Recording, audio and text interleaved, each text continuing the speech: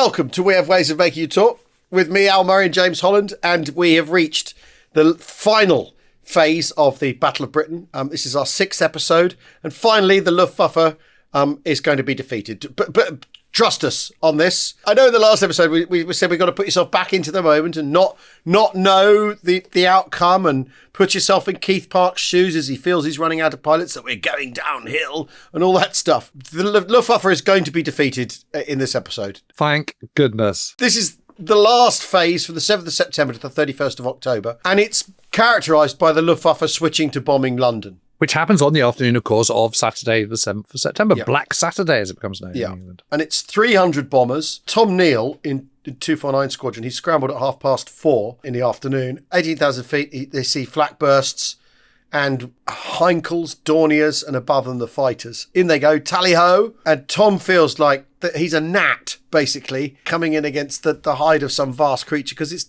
they're 12 against more than 100. He's attacking the bombers. He dives on the Heinkels. He doesn't need his gun sight. He can see the bullets striking the bombers. Then he goes through the formation, keeping his eye open for 109s.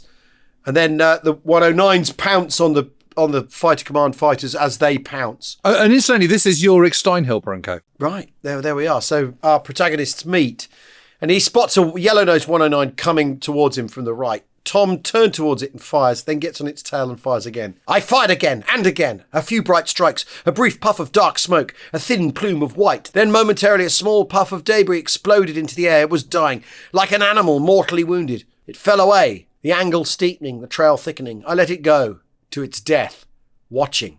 I mean, there we are, again, in the hot seat. Vivid account, isn't it? Yeah, incredible. But then he realises he's made the error, which he's ended up on his own, and he's vulnerable. And he's been paying attention to what he's been doing and not what's going on around him. And he finds some Hurricanes from 1st Royal Canadian Air Force Squadron. And, I mean, this is incredible. Ends up in what he calls a cavalry charge of the wildest kind, hurtling in a 30-degree dive towards a gaggle of Dorniers.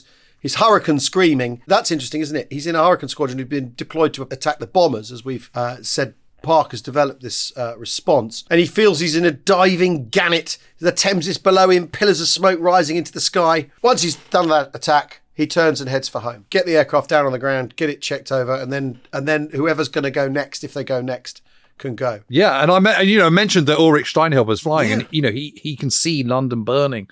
But also he's surprised to see so many RAF fighters, and it doesn't align at all what they're being told. And he realises he needs to concentrate like never before. Everywhere there's danger, from the British fighters, from the heavy flak, and from loose barrage balloons. I mean, that's another thing. So a loose barrage balloon is sort of come detached and sort of floating in between them all. I mean, you can imagine, can't you, sort of trailing wire. It's the last thing you want to be coming into with this sort of melee. And Siegfried Betke, he's also in the fray, a chap that we've mentioned a number of times from JG2. He dives down on a squadron of Hurricanes, which are now nicknamed whore barges from Kurenkena, which I think is quite good. He hits one Hurricane and watches the pilot bail out. And there's a sense, I think, from these accounts of this sort of massive melee and sort of the confusion, sort of tumbling carnage. Yeah. It's a very bad day for Tom Neal's 249 Squadron, because George Barclay is forced to land. Pat Wells is missing. Boost Fleming is shot down in flames, but seen bailing out. Sergeant Killingback bails out, but badly wounded. So too Sergeant Smithson and Sergeant Beard. So that's 6 pilots in one sortie, which is, we've only got 18 to 20 in the first place. Yeah. That's a big loss. Yeah. And as Tom Neal notes, the dispersal hut seemed empty that night. I bet it did. Yeah. That's a bad day for fighter command. It's 25th aircraft shot down and 16 pilots killed in action. So, I mean, it's amazing, because this is the day that the Joint Intelligence Committee, that invasion has to be considered imminent.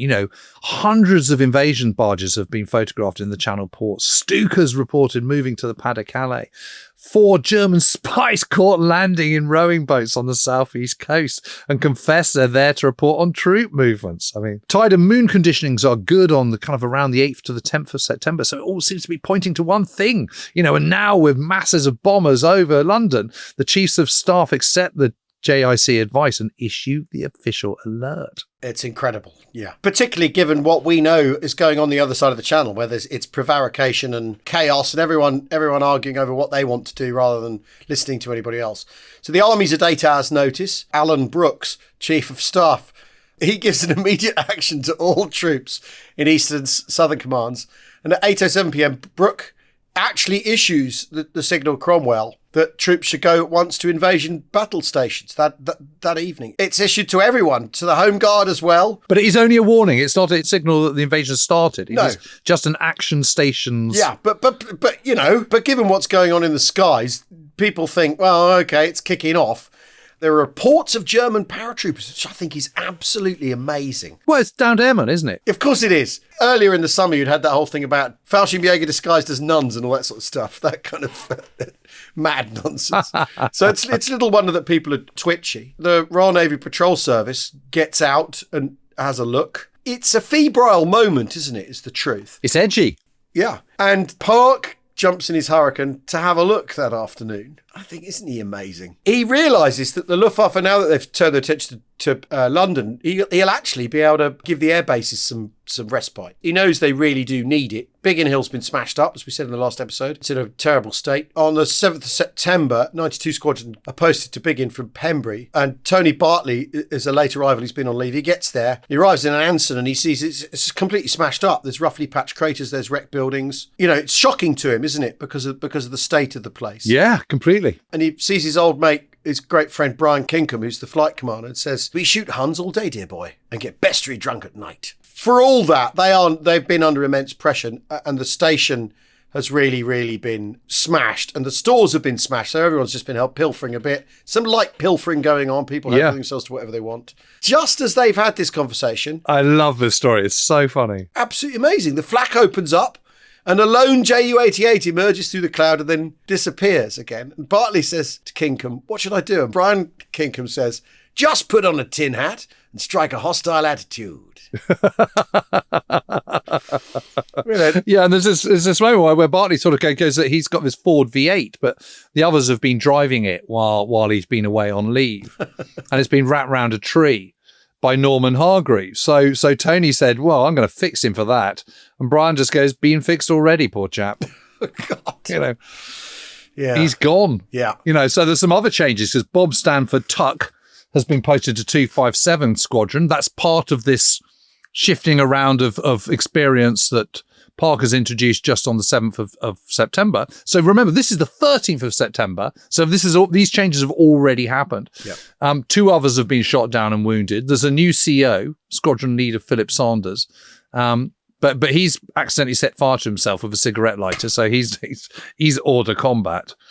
And they're later stood down without actually having flown. And the mess is bombed out. So they're now in army buildings a bit further down the road. Dinner is in the old army mess. And as they eat, bombers roar over to kind of attack London yet again, because it's now the Blitz has started. So after that, they all get they clamber into the squadron truck and head off down to the White Hart at Brasted, which is still there. Although much tarted up, it has to be said. And everyone's yelling, 92 Fighter Squadron at top of their voices. And in the pub, Tony meets 2 identical twins, the McNeil sisters, who seem to be getting very fresh with all the pilots and seem to be known to everybody else. And from somewhere, free pints keep appearing. And he turns to Brian Kinkham and goes, "Who's paying for all these pints?" And Brian Kinkham just goes, "Who cares?" You know? And then they go to the Red House, which is this sort of rather nice home owned by the family of the McNeil sisters. And they get in there and Tony's given a whiskey and records are being played and there's dancing. And, you know, he's absolutely obliterated. And somehow someone drives them home in the truck again in the early hours of the morning. And then Tony's woken up at 4:30 a.m. with a cup of tea, straight up to dispersal. He's sort of snoozing. Most people are still wearing pajamas.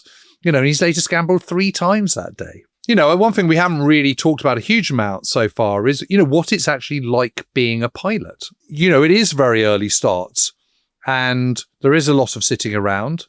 Not if you're Ulrich Steinhilper towards the end of the Battle of Britain, but for the most part, you know, you're most in fighter command are flying maybe kind of once or twice. I mean, occasionally 4 times a day, but that would be a short. You wouldn't be flying 4 hours of combat a day in fighter command. No. But relaxation clearly is absolutely vital to your chances of surviving, and it's good to try and switch off when you're not flying. But obviously it's very difficult. I mean, getting blind drunk every night is clearly a questionable approach. But on the other hand, it's also good not to be living and breathing flying all the time as well. And obviously what is needed is imperturbability, is, a cool, calm head. Being calmer means less body tension, slower heart rate, etc. And the best pilots unquestionably are the ones who can be ice cool in combat. I think it's really, really interesting. There's lots of, debate about improving your chances. There is clear advice. Keep your eyes peeled, come out of the sun, look out for the Hun in the sun. One example here is Pete Brothers at 32 Squadron spent his time hanging around, sanding down the rivets on his Hurricane. Reckons he got 6 miles per hour more out of his Hurricane. Now, the thing is whether he did or not, it doesn't matter. That's a ritual. That's a thing that means he's collected with his aeroplane. It's something to focus on. It's something to do. Anticipation is always the killer in any activity, isn't it? It's like going out to bat. You feel nervous beforehand, but once you're actually batting, it's sort of okay. You speak with the confidence of a man with many years at the crease there, Jim. Well, all right. But I mean, you're very experienced now. You're like Pete Brothers because you've done so much public performing that it no longer holds any mysteries, it no longer holds any fears. But when you first started out, when you were first going out to Edinburgh, I bet you were thinking, Christ. No, I was like Hans Eckhart Bob. I was always in complete control, Jim. Okay, well, that's fine. But I remember when I had to give my first kind of book talk, I remember being absolutely in a state of blue funk about it. But Pete Brothers, I mean, to come back to him, he'd also been taught in the 1930s by a First World War flying ace, which is the sort of residual tissue in the RAF from the First World War, and he'd learned all sorts of tricks to minimise blacking out with his aircraft, how to yaw the plane with some rudder trim so the plane slightly crabs, so you're just sliding sideways, which makes you harder to shoot down. There's counterintuitive tricks as well. Pete Brothers, he said, suppose you see tracer passing your own left. The instinct is to turn away from it. The chap who's shooting will have noticed that he's flying to the left of you, and he will be correcting his aim. Trick him, go through where he's firing, and you'll collect a few holes, but you'll throw off his aim. God, Christ! There's some advice. Yeah. But obviously the problem is for Sprogs, for the greenhorn straight out of OTU or the OTU equivalent, whether you're Luftwaffe or fighter command, I mean, it's just a nightmare because it's totally terrifying, completely confusing, utterly bewildering, and this is why so many are shot down. And I remember Pete Brothers telling me that not one single pre-war pilot in 32 Squadron was killed in action during the Battle of Britain. That's amazing. So people were shot down and they bailed out, but not one was killed. And you can see when you start to kind of talk to people like Pete Brothers, you start to talk to Hans Eckhart Bob, you can see why they're surviving. That sixth sense, the kind of tricks of the trade, total control of the machine you're flying. You don't have to think about that at all. You can completely concentrate on the job in hand. Compared to someone who's with lesser experience, they haven't got a chance, have they? And that's the point. And this is why that part classification, such a simple system, is so genius, and why it's so important to the outcome of the Battle of Britain. Yeah. Because actually, Park is worrying about pilots, but for Luftwaffe, it's aircraft. That's the problem. The losses are not being made up, and that puts a special strain on the fighter pilots, as we alluded to in the into the last episode. And the plane shortage is becoming a bit of a nightmare, particularly for the fighter planes. Siegfried Becker on his diary of the 5th of September, he goes, the group still has 18 planes, the second has 12, and the third doesn't have many more than that. One Zerstörer wing apparently only has 12 planes. There is currently a crisis with planes. There are enough pilots. And I mean, that is absolutely amazing. And on the 5th of September, there's some Staffel that can't even put a single plane into the air. Yeah. And of course, this then puts extra strain on the pilots, extra strain on the ground crews, extra strain on the Staffel that do have a few planes, and no one wants to let a Sprog up in their precious ME-109. So the more experienced guys just fly more and more. Yeah. And the bottom line is combat flying is very, very tiring. And I remember talking to B. Beaumont, who we mentioned a few times, who was flying with 87 Squadron. He goes, fighting was tiring. It was all cumulative. The weeks went by and the pressure never stopped. And then there was the loss of your colleagues, which you had to, which you're having to deal with, which is precisely why Dowding is so insistent that despite this crisis that he feels he's in at the beginning of September, that they still have their 48 hours leave every 2 weeks and they have a 24 hours off every week and all the rest of it, and don't fly too hard. And the Luftwaffe isn't doing that. There's no regular leave baked in. They aren't into the idea of combat fatigue. And also the entire thing is about, well, we'll do it for another 4 days and we'll have won. So why would you rotate your crews? One last push. One last heave. Why would you rotate your crews in that situation? And also there'll be a whole lot of people who wouldn't want to be rotated out when they're on the brink of pulling off something massive. And Kesselring and Speller, they've got no choice. They've got to keep going because they have to destroy the RAF. And that needs a force bigger than the one they have. Because I think Betker's wrong when he says there's a crisis with planes. He's right about that. There are enough pilots. He's wrong about the pilots. There are not enough pilots. They're feeling the pinch in both ways. They're short of pilots and they're short of airframes. The older hands are flying on and on. It means the experienced people are getting more experience, but they're also getting worn out.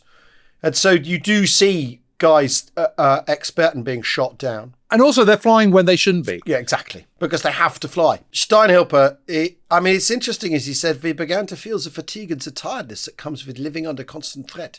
We would feel the relief of returning to base, but would then have to cope with the emotions of having lost friends and colleagues, knowing also that within minutes we would have to do it all over again. I love the fact that they have this Moulinsatz. The direct translation is a rubbish action, i.e., going over when there's absolutely no point in flying whatsoever because the weather's bad or they're not going to see anything or because it's just a complete mashup. They're running on fumes, basically. And many are flying back on vapours because, after all, the issue for the 109 is you've only got 10 minutes a flight over the combat zone, and you can get that wrong if you get too stuck into a combat action over London or over the Thames estuary. You might. Well, yeah, but you can't just suddenly decide to pull out. You've got to sort out the Spitfire on your tail. Yeah, exactly. And after the break, we will take you to Battle of Britain Day, Sunday, the 15th of September. What for many is the climactic day of the Battle of Britain. We'll see you in a tick.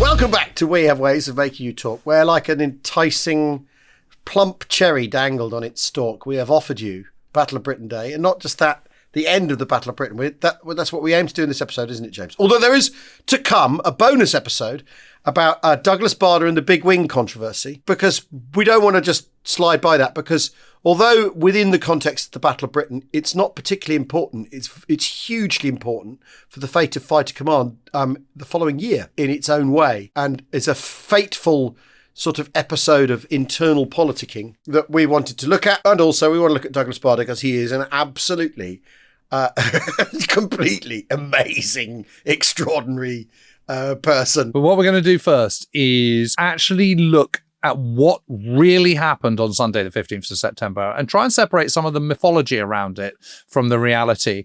And then once we've done that, then we can sort of wrap up what happens following on from this at the end of September into October 1940 and the end of the Battle of Britain. But that day, as you said, at the end of the first half, the weather dawn's fine and visibility's good.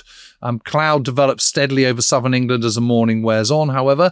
And by mid-afternoon, there's thick cloud and 8 temps and 10 temps around 4,000, 6,000 feet. However, early morning, Luftwaffe reconnaissance planes are first spotted over west of England and northwest between 0900 and 1100 hours. A single Heinkel 111 is shot down over Bolt Head, just South Devon, soon after 9 a.m. And I'm pretty sure that's shot down by 87 Squadron. There's nothing again in the southeast until after 10 a.m. So southeast being 11 Group, this is Park's area, this is the main event, when suddenly there is increasing numbers of German patrols over the Straits of Dover. And this is the first sign that enemy raids are likely. And by 11 a.m., it's clear from RDF data, radar, that something big is brewing. So the first wave of major attacks is aiming for London, and that is happening between 11:30 a.m. and 12:45. The first wave of German bombers doesn't cross the Kent coast until 11:33 a.m., which means that Parks had time, actually, good time, to get himself organised. And at this stage of the battle, he's coupling squadrons into pairs and are calling for reinforcements from 10 and 12 groups to his west and to his north, and all before 11:30 a.m. And then, here we go, Jim. So at 11:05, what have we got? 72 and 92 squadrons from Biggin Hill are ordered to patrol Canterbury at 25,000 feet. And this includes Tony Bartley, who we mentioned earlier on.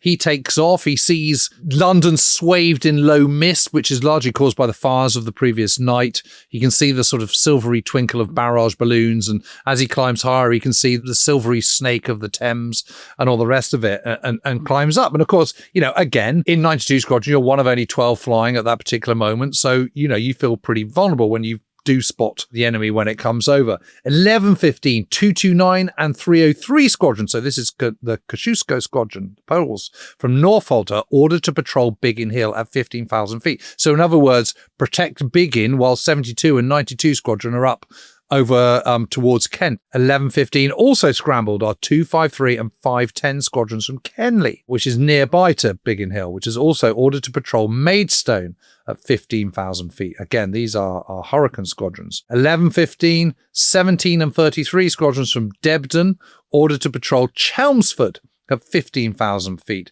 11:20, 504 Squadron from Hendon and 257 Squadron from Martlesham ordered to meet over North Weald at 15,000 feet and then patrol Maidstone. 603 Squadron from Hornchurch is ordered to patrol Dover at 25,000 feet. This is Spitfires. Spitfires of 609 Squadron from Middle Wallop are asked to patrol Brooklands Windsor. So this is the western edge of London. And their 10 group being brought east to cover where 11 group can't cover. At 11:25, the Duxford Wing, which is 242 Squadron, commanded by Douglas Bader, 19 Squadron, 301 Czech Squadron, 611, all set off from Duxford to patrol Hornchurch at 25,000 feet. Again, then that's to protect 603, who've already taken off. And at 11:33, as we said, the German bombers cross the Kent coast, and they're in three columns. They fly north, and then they turn southwest towards Maidstone and spread out with the bombers in 5 formations abreast.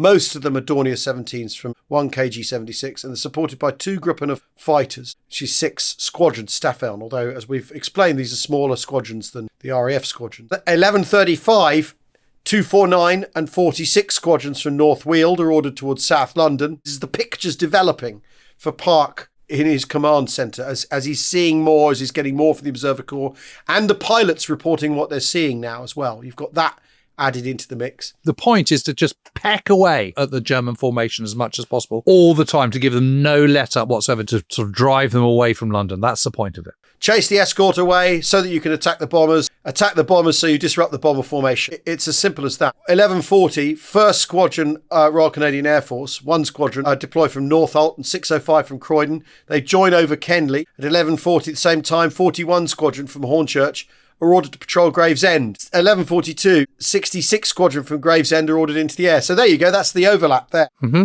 At 11:45, enemy formations are engaged by 253 and 501 squadrons in head-on attacks, who say they've seen 20 Dornier 17s and 50 109s. 66 Squadron attack the bombers, 41 Squadron engaged the fighters. Hot on the heels of this, 257 and 504 squadrons engaged. These squadrons, they get into these bombers with not too much interference from the ME 109s. And then at 12:05, the Duxford Wing joins the attack, as well as 249 and 446 squadrons. Basically, the sky is full of tangling squadrons. This is amazing. And the leading bombers are starting to reach London, but the attack is comparatively light at this stage. An electricity station at Beckenham is hit.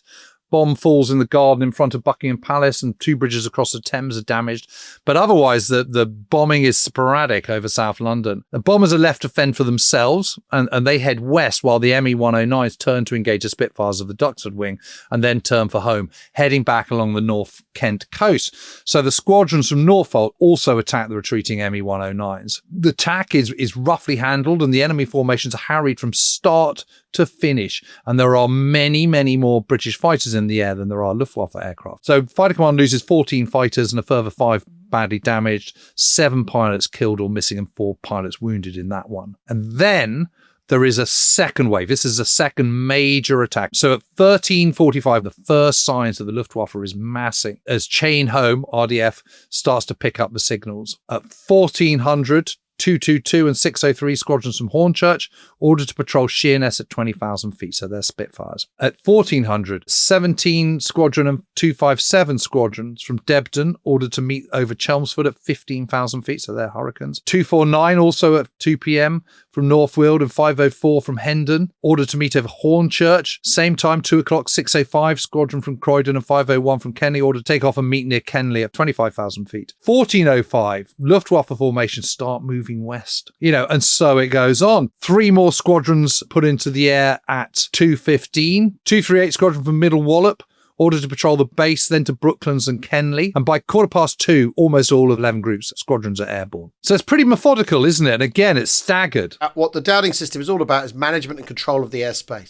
Between 1415 and 1420, 3 German forces cross the coast. They advance on parallel lines over Kent. The estimated size is 150 aircraft. The reality is it's between 100 and 120 bombers. And they're escorted by a smaller number of fighter aircraft. Then 1420. So this is all happening on top of itself. 5 smaller formations of 90 aircraft come across the Kent coast. That's the fighter escort. So the bomber to fighter ratio is 1-2. The overall front of this combined Luftwaffe formation is about 30 miles, and it's around 300 aircraft. Imagine seeing that. Imagine going out into your back garden and watching that lot coming over the coast. This means that there's going to be another big engagement. At 1445, 603 and 41 squadrons engage. B flight of 73 squadron, which is 5 Hurricanes, gets stuck in 5 minutes later.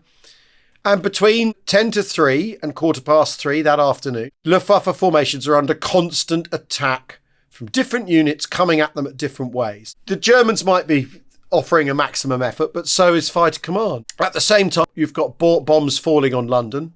An electrical power station in Deptford is hit 3 times. Telephone exchange at East Ham is put out of action. And a gas holder, one of those great big gas holder things, is destroyed. Electricity transformer substation destroyed at West Ham. It's all over the place, isn't it? It's all pretty lightweight stuff, let's face it. In all, 10 squadrons from 11 Group, 5 squadrons from Duxford Wing, all attacking during the 25 minutes between 1450 and 1515. Only 4 British pilots killed or missing, 5 wounded. There's Ray Holmes, isn't there, who attacks in his Hurricane and goes straight into Hornia, and it plunges into Victoria Station because he thinks it's going for Buckingham Palace, and he thinks he ought to do something about it. These are the 2 big attacks on London on Battle of Britain Day. And the first one amounts to about 100 enemy aircraft, which were attacked by about 300 Spitfires and Hurricanes. And in the second one, which is the biggest one, you're looking at 300 German aircraft attacked by 330 plus Spitfires and Hurricanes. Now, where the whole myth comes from about sort of being massively outnumbered is that the Luftwaffe are amassed and coming at the time of their choosing, whereas Park is deliberately sending up Spitfires and Hurricanes in squadrons or pairs of squadrons, so that at the moment of engagement, you as a single pilot feel very, very outnumbered, but collectively you're not. And it's absolutely no question that Park's tactics of this constant sort of pecking and all the time and harrying the formations from start to finish is the right one. But that's where this myth comes from. The truth is, in the first major attack on the 15th of September, the Luftwaffe is massively outnumbered to a tune of 3-1. And in the second one, peaking at 3 p.m., they're also outnumbered, albeit, to a lesser degree. And we've just been looking at it in the kind of slightly the wrong way, because we look at it from the bias of the individual pilot, which is understandable. The situation is perceived to be dire and is obviously quite serious in the first week of September. But by the 15th of September, the tilt has happened. By directing to London, they're doing mass formations, which are much easier to respond to in terms of ground control, because you can see where they're going to go. There's a huge, great formation. They're clearly going to London. They're not going every which way to every single airfield you could possibly think of. So they're not having to do so much second guessing from a ground control point of view, which means that you can control your response to the battle much better and coordinate it. And also, by the 15th of September, the squadron classification has been in action for a week and has dramatically improved 11 group situation. They've now got full strength, pretty much, or 75% strength, experienced pilots in each of the squadrons.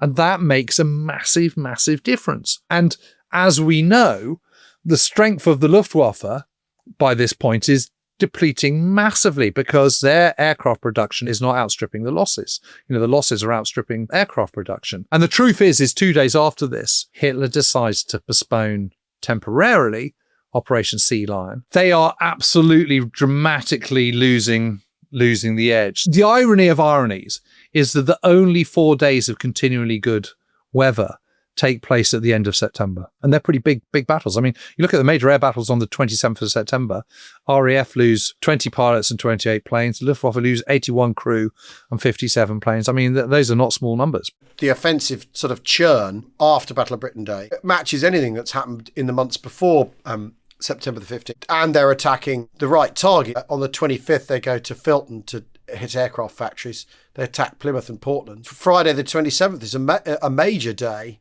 for the Luftwaffe, losing 57 aeroplanes. But essentially, what it means is that the Germans they've tried everything. None of it's worked. I mean, look at those casualties for September. RAF lose 173 pilots and aircrew and 358 aircraft. Luftwaffe lose 829 aircrew and 629 aircraft. Those are bad numbers. I mean, what you do see as October kicks in, obviously the days are getting shorter, so there's less daylight hours for aerial combat between fighter planes. And so the numbers do tail off. So the churn goes on. And again, the numbers for October, RAF lose 120 aircrew and 185 aircraft. So, not inconsiderable. Luftwaffe lose 492 aircraft and 379. But really what's happened here, the Luftwaffe has been beaten. It's not a draw when the Luftwaffe need to win. It's not as close a run thing as all that. The Luftwaffe has been soundly beaten by fighter command. And it is a really, really significant and catastrophic defeat for Germany because the whole point was to get the West out of the way quickly so they could properly rearm again, build up their strength, and then attack the Soviet Union. They wanted Western Europe all wrapped up. The problem is that Britain is still in the fight. And across the Atlantic is the United States with its huge resources of manpower and potential industrial might as well. And that is a major problem for Germany. What the failure to defeat Britain leads to is Hitler's ultimately catastrophic decision to go and invade the Soviet Union far earlier than he'd originally anticipated. Originally he's thinking on 1943, maybe 1944, something like that. Now he thinks, actually spring, early summer 1941. So at this stage, he's now thinking about May 1941. But his thinking now is, okay, I'm running out of resources. We need to kind of replenish our stocks. The only place we're going to do that, because we don't have access to the world's oceans, is in the Soviet Union. So we're going to have to go in early. We'll have a quick hammer blow on the against the Red Army. And then once we've done that, then we'll turn back on the West. But of course, it doesn't play out as he hopes. We said that right in the very first episode, I think it was. We did that quote from Churchill on the 18th of June, where he says, Hitler knows he must destroy us or surely lose the war. He's absolutely right. And that is why the Battle of Britain, although it involves comparatively small numbers of people compared to the kind of vast armies that have a slugfest over the rest of the conflict, it is massively significant, of huge strategic importance. And its part in the ultimate victory that takes place for the Allies should never be underestimated at all. It is an absolute war-changing moment. If you're talking about strategic earthquakes, the major strategic earthquake at this stage of the war, of course, is the fall of France in May and June 1940. But the strategic earthquake for Germany is its failure to cow Britain and the victory of the RAF in the Battle of Britain. And it marks the maturation of air power as a weapon of war, the summer of 1940, because you see its tactical effect in the Battle for France, and then you see its strategic effect in the Battle of Britain. At this point, Arthur Harris he says, well, we haven't even got started yet when it comes to the air war, which is, I think, an interesting thought hanging over what will come. Yeah. I mean, the other thing, and we'll get to this in our bonus episode, some of the lessons drawn from the Battle of Britain by all sorts of people are quite misleading, and we'll talk about that in our bonus episode about Anatomy of a Hero, about Douglas Bader and the Big Wing, and the consequences of that sidebar to the battle. In 6 episodes, we have covered the Battle of Britain.